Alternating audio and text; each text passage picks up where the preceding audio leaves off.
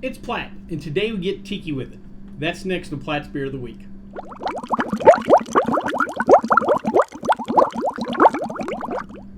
Alright, so today's beer is called Gettin Tiki with It Nitro. Comes to us from Left Hand Brewing. We've tried a beer from Left Hand before, I guess almost a year ago, the Oktoberfest, back when I was doing a little Oktoberfest series. Just a quick little recap on Left Hand Brewing. The company was founded in 1993 by a couple gentlemen, Dick Dorr and Eric Wallace. They are based in Longmont, Colorado, and the brewery was originally going to be called Indian Peaks Brewing, but after they opened the brewery, they realized that there was another brewery with that name, so they had to change. And they took a little bit of local inspiration. There was a local Native American chief there whose name translated to Left Hand, so as kind of an homage to him, they named the brewery Left Hand Brewing. A few years later, in 1998, they merged with Tabernash Brewing and basically helped double the production capacity of the brewery, and that helped set them up for, continued growth, and as they say, the rest is history. So today I thought we'd kind of review some of their other beers. They got a great line of beers. I've had several of them. First and foremost is their Nitro Milk Stout. That's their most popular beer, their flagship beer. Really good beer. I don't think I've done a video on it on this channel, but I know I've probably posted something in Instagram or whatever. Is you that watch the channel regularly know I love malty beers, and their milk stout's just tough to beat. Next is their White Russian Nitro. They have a complete line of nitro beers. If you're not familiar with nitro beers, basically the beer's carbonated instead of CO2, nitrogen, and that kind of gives it a creamier mouthfeel, which is really important for things like a milk stout where you have the lactose in there that provides a little bit of creaminess, and then the nitrogen just really pushes it over the top as far as that kind of creamy mouthfeel. And with this White Russian themed beer, that only makes sense to go nitro. The beer is kind of a Big Lebowski themed beer. If you're old enough to remember the movie, that was Jeff Bridges' drink throughout the movie was White Russians. They actually have real coffee and real vanilla in this to kind of complete that White Russian taste. Next beer is something they call a peach beerlini. It's part of their seasonal beers, and it's a trend I've noticed lately in beers is that there's cocktail themed beers. We got a Pina Colada Wheat. I remember years ago when I used to do cocktail competitions, it was the opposite. The trend then was actually using beer in cocktails. Beer is an ingredient in cocktails and kind of pushing the boundaries of cocktails. Now it seems like the beer world's now getting into cocktail making. And last but not least is their Southern Hemisphere Pilsner. It's part of their Brewer's Titch Kitchen series, which I think is a neat concept for a line of beers. Basically, they've just taken the classic European Pilsner, but instead of using traditional noble hops from Europe, they're using Australian hops, Southern Hemisphere, and which is kind of cool because even as a home brewer, I think most people just think of hops as either being a Northern European / West Coast kind of thing. But the reality is there's hops grown in many places all over the world, and Australia has several great variety of hops, so I think that's an interesting beer I would definitely like to try. Well, before we try this beer, though, let's check out the stats.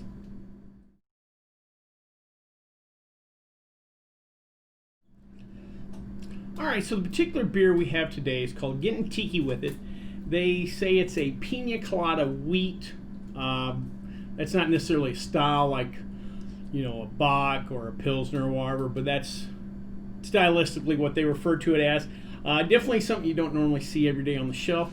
Kind of got me thinking about some of the weirder beers out there. So I made a little list of some of those out there I thought I might share with you today. First beer is called Saturday Morning IPA. Comes to us from Smart Mouth Brewing. And basically the concept behind the beer is they brewed a beer with Lucky Charms, including the marshmallows in there. And the marshmallows added to a little bit to the flavor, also lent more fermentables in there.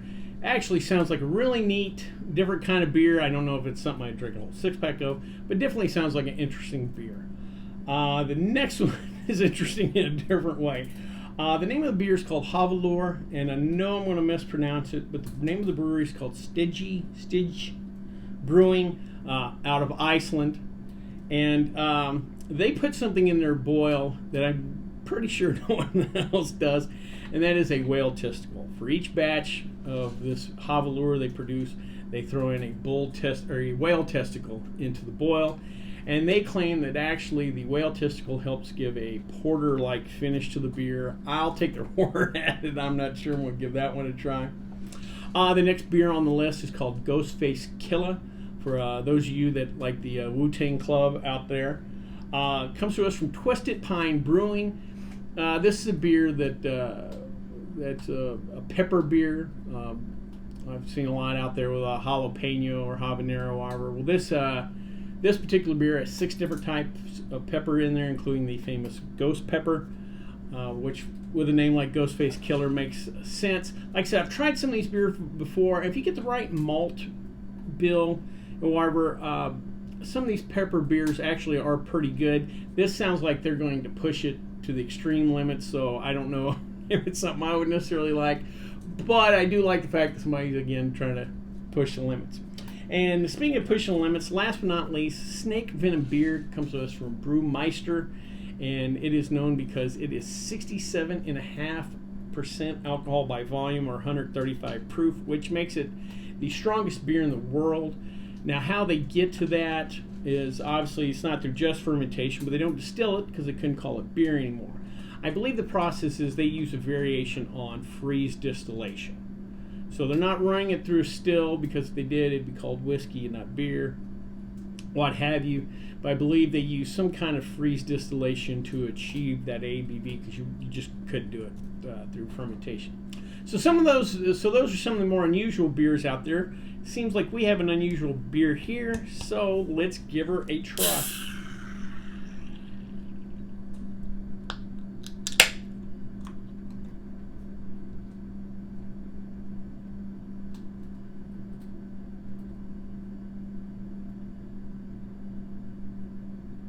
That frothiness almost makes it look like a pina colada. Yeah. It is almost... And of course with the nitro is the beer kind of comes out looking all foamy, and then it'll eventually settle out just fine. But let's give this a nose. Well, it smells like a beer. I don't catch a lot of any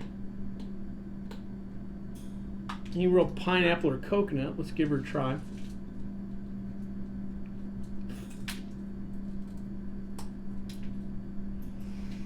Alright, the Pina Colada is subtle.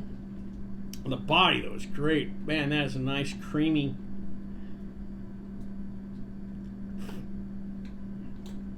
beer.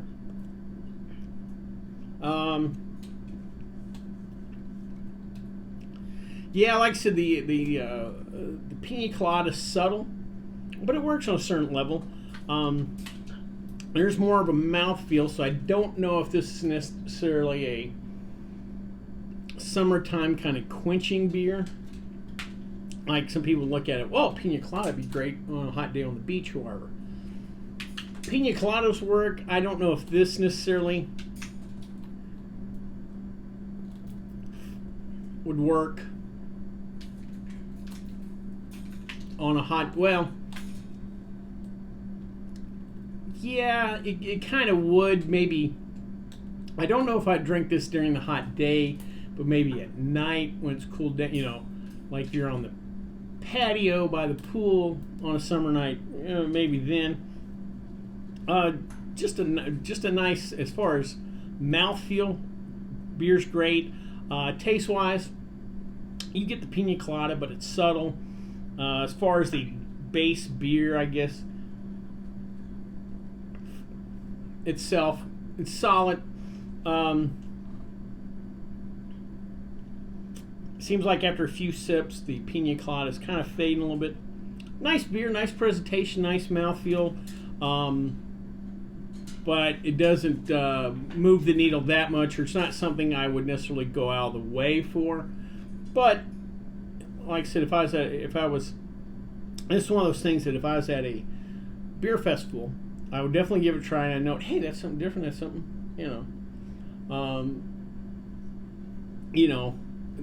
that kind of stands out a little bit, but not earth-shattering. But overall, a decent beer. Well, I hope you liked this video. If you did, please subscribe down below. Also, please like the video because it lets YouTube know we're putting out good content. If you have any questions, comments, concerns, or beers that you'd like me to try, please leave them in the comment section, or you can always contact me on the Twitter page. Well, until next time, bottoms up.